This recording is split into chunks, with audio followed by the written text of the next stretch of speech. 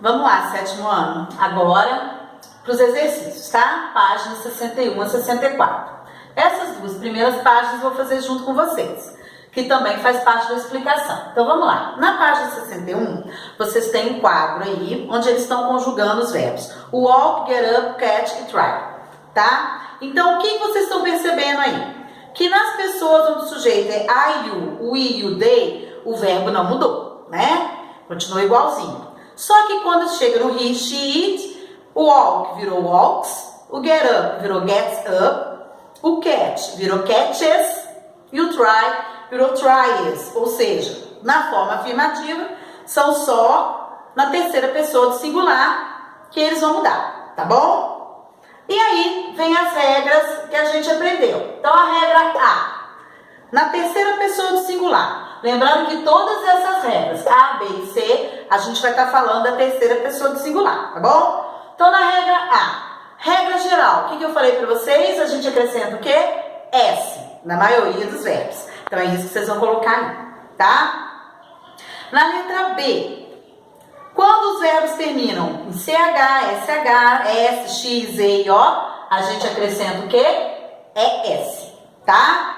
Então, é isso que vai colocar aí também.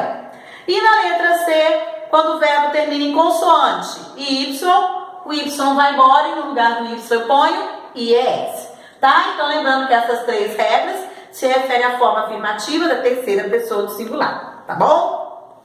Agora, embaixo, a gente tem a forma negativa.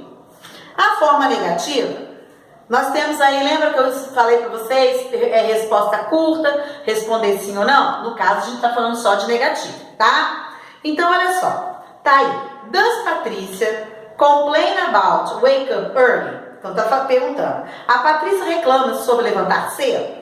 Então, falou no, então já sabe que é negativo. No, se eu estou falando da Patrícia, tem que colocar o quê?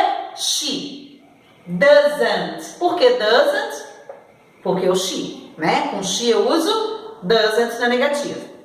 E a outra? Então é isso, vocês vão completar aí na primeira, tá, gente? E depois, embaixo. Do Patrícia and her schoolmates have lunch at home? A Patrícia e seus colegas de sala, de escola, almoçam em casa? Então também no. Só que agora eu estou falando da Patrícia e dos colegas. Então são eles, então eu coloquei they, tá? E acompanhando they na negativa, don't. Então, vocês estão vendo que aqui, ó, doesn't to don't, né? É porque tem que acompanhar o sujeito. Então, tem que ver de quem que tá falando, tá bom? Aí, no 3, é para completar o quadro na forma negativa. Então, vocês sabem que na forma negativa a gente tem a forma completa e a forma abreviada. Então, primeiro aí, eu tenho do not, ou também eu posso colocar don't. Na segunda, no he, she, it. O que eu uso para he, she, it na negativa? Does not ou doesn't, tá? Então, vamos completando o quadro aí também. E embaixo, o we, you, they. Eu já tenho don't, mas eu também posso usar do not, tá? Então, lembrando que aqui a gente tem a forma normal e a forma abreviada. Na negativa, a gente tem isso, tá bom? E a mesma coisa, ver de quem está falando, para ver se vai usar doesn't ou don't, ou do not ou does not, ok? Tem que ver sempre de quem está falando, tá? Agora vamos lá na página 62. Agora falando das questions, que são as interrogativas. Então, nas formas interrogativas, o que vai acontecer? Olha só, para a gente formar o simple present, vamos lá na parte de completar, tá? Usamos o verbo auxiliar do. Quando é que a gente usa do? Com quem? Com I, que já está escrito aí, e you, o I também, que já está escrito, e they. Então, a nossa pergunta vai começar com do, quando o sujeito for I, you, o I e they, tá? Então, completem aí também.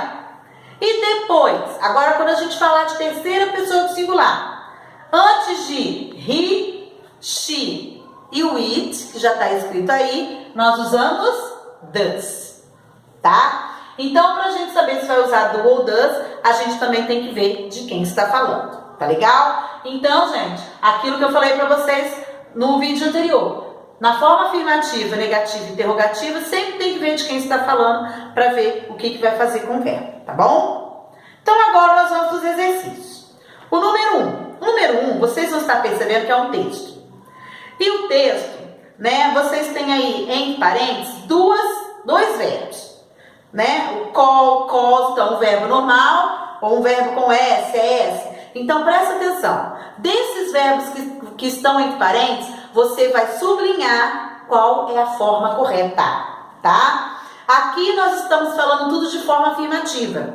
Então, aqui que vocês têm que ver, se dependendo de quem está falando, se o verbo vai ficar normal ou se eu vou ter que acrescentar S, ES ou IES, tá? Então, olha no texto. Todas as palavras, tudo que tiver entre parênteses, você vai ter que circular ou sublinhar o verbo certo, tá bom?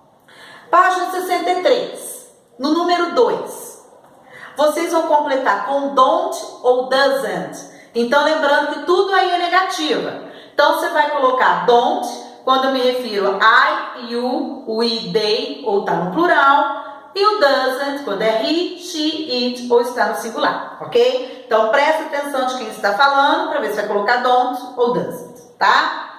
Número 3. Vocês vão formar perguntas para essas respostas que estão aí. Então, olha só. Presta atenção à resposta que foi dada, tá? Então, por exemplo, a letra A é 6 o'clock, 6 horas. Então, está falando de hora.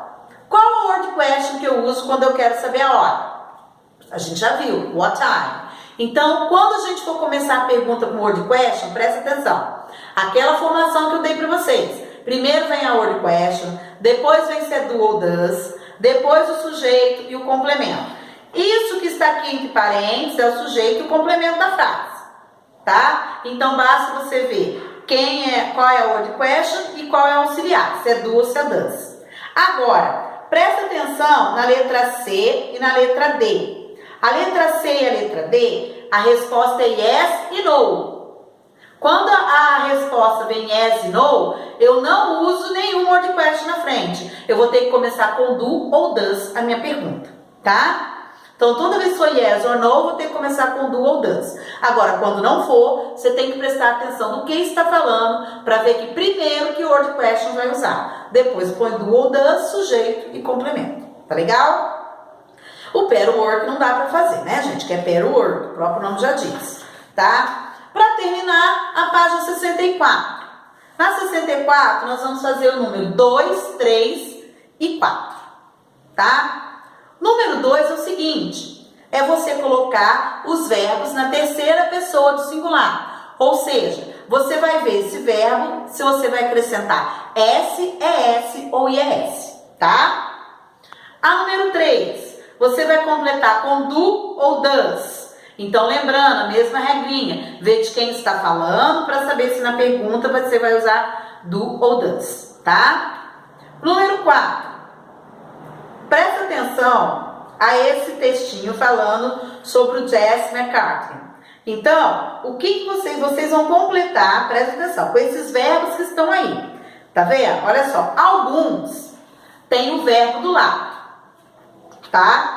Então, onde tiver o verbo aí do lado, é porque você tem que completar com esse verbo. Então, presta atenção como é que vai ficar o verbo. Se ele vai ficar normal, você vai ter que acrescentar alguma coisa.